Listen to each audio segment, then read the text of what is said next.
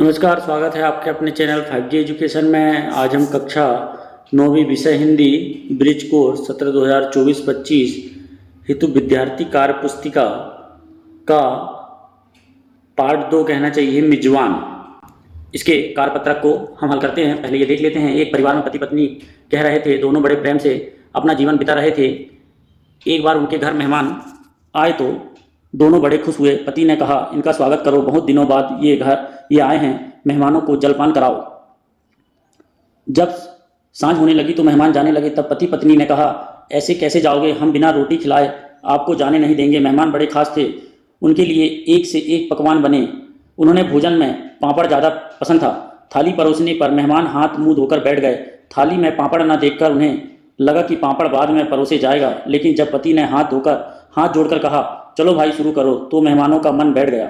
पापड़ की थाली चौके में रखी दिखाई दे रही थी, लेकिन वे शर्म के मारे कुछ नहीं बोले। पत्नी गर्म गर्म रोटी बनाने लगी। मेहमान भोजन करने लगे, लेकिन ले देकर उनका ध्यान पापड़ पर ही चला जाता था। चूल्हे के पास सिके पापड़ रखे हुए दिखाई दे रहे थे। मेहमान ने बड़ी रुचि के साथ सभी चीज़ें खाई, भुजिया, बर्फी, लड्डू, खीर, पूरी, लेकिन उनका ध्यान ले देकर पापड़ पर ही था। उन्होंने सोचा कि यदि हमने पापड़ नहीं खाए तो कैसी मेहमान नवाजी। वे मन ही मन सोचने लगे कि भैया भाभी कब पापड़ परोसेंगे। जब उनकी समझ आया कि उन्हें पापड़ परोसना ध्यान नहीं आएगा, तो उन्होंने जुगत लगाने की सोची जिससे पापड़ खाने को मिल जाए। मेहमान ने कहा, एक बार बताना तो भूल ही गया। पति पत्नी बोली, कौन सी बात। मेहमान बोले, बहुत जरूरी बात। कल तो भगवान ने ही मुझे बचाया, यदि भगवान मेरी रक्षा नहीं करते तो मैं तो मर जाता और आज का भोजन करने को नहीं मिलता। मैं तो कल ही खत्म हो जाता। मैं तो बड़े मज़े से जा रहा था, इतने में सर सराते हुए काला नाग आ गया। क्या बताऊं भाई कि इतना लंबा सांप था, यहाँ से लेकर वहाँ तक जहाँ वो पापड़ रखे हैं। इशारा करते ही पति पत्नी एक साथ बोले, अरे हम तो पापड़ परोसना ही भूल गए। मेहमान ने कहा, अब रहने दो। पति पत्नी बोले, ऐसे कैसे रहने दे, ये तो खाने ही पड़ेंगे। मेहमान ने कहा, अच्छा तो अब पापड़ की थाली ले आओ। ठीक है, ये संदर्भ इसमें मिजवान बुंदेलखंडी लोक कथाओं का ये संकलन है। कार्यपत्रक 1 है इसका, मिजवान का। शुद्धलेख शिक्षक द्वारा बोले गए शब्दों को लिखिए। जैसे शिक्षक ने परिवार, जीवन, मेहमान, थाली आदि शब्द बोले तो बच्चे ने लिखा, है ना। इस प्रकार कार्यपत्रक 2 देखते हैं। कॉलम आ में दिए गए शब्दों के समान अर्थ रखने वाले शब्दों का कॉलम बी से चुनकर लिखना है।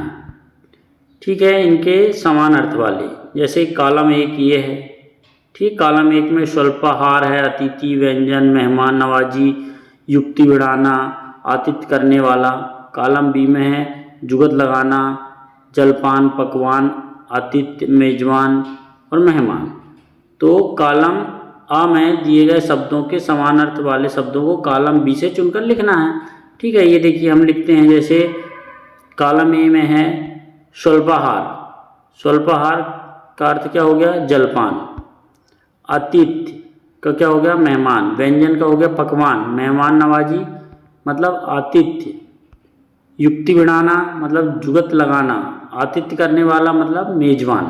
ठीक है, इस प्रकार हमने कॉलम आ और कॉलम बी को मिलाकर लिखे। इसका नेक्स्ट है कार्यपत्रक 3। नीचे दिए गए शब्दों की सूची बनाकर अपने स्वादानुसार नीचे दिए गए वर्ग में लिखिए। इसके अलावा जो आपको पसंद है उन्हें भी लिखिए। ठीक है, जैसे इसमें ये दिया है भजिया, बर्फी, लड्डू, खीर, पूरी, मालपुआ, नींबू, पापड़, सेब, पपीता, इमली। इसमें अपनी पसंद का भी आप लिख सकते हैं। जैसे मीठा, मीठा क्या है, पसंद क्या है। जैसे हमको बर्फी, लड्डू, खीर, पूरी, सेब पसंद है। नापसंद क्या है, मालपुआ और पपीता पसंद नहीं है। नमकीन में पापड़ पसंद है, भजिया पसंद नहीं है। खट्टा में इमली पसंद है, नींबू पसंद नहीं है। तो इस प्रकार आप अपनी पसंद की चीज़ों और नापसंद की चीज़ों को लिख सकते हैं। नीचे दिए गए संज्ञा शब्दों का वाक्यों में प्रयोग करना है। ये शब्द दिए हैं और ये वाक्यों में प्रयोग करना। जैसे मेहमान, हमारे घर में मेहमानों का आना जाना रहता है। पापड़, मुझे पापड़ बहुत पसंद हैं। थाली, आज नई थाली में खाना परोसेंगे। पत्नी, पत्नी ने गर्म गर्म रोटियां बनाकर खिलाई। भोजन, मेहमानों को भोजन कराया गया या भोजन कराना चाहिए। इस प्रकार इन शब्दों को वाक्यों में प्रयोग करना था। ठीक है, नेक्स्ट है निम्नलिखित में से विशेषण विशेष को छांटकर लिखना है। जहरीला सांप, करारे पापड़, गरम गरम रोटी, खास मेहमान। उदाहरण क्या बताऊं भाई, इतना लंबा सांप था।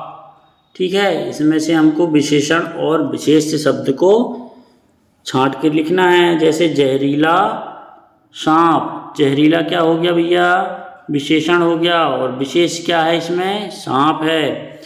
फिर था करारे पापड़, तो इसमें करारे क्या है, विशेषण है, और विशेष क्या है, पापड़ है।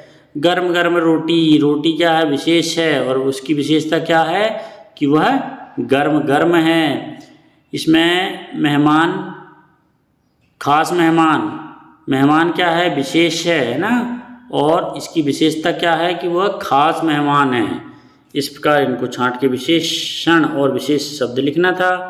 नेक्स्ट कार्यपत्रक 4 देखते हैं।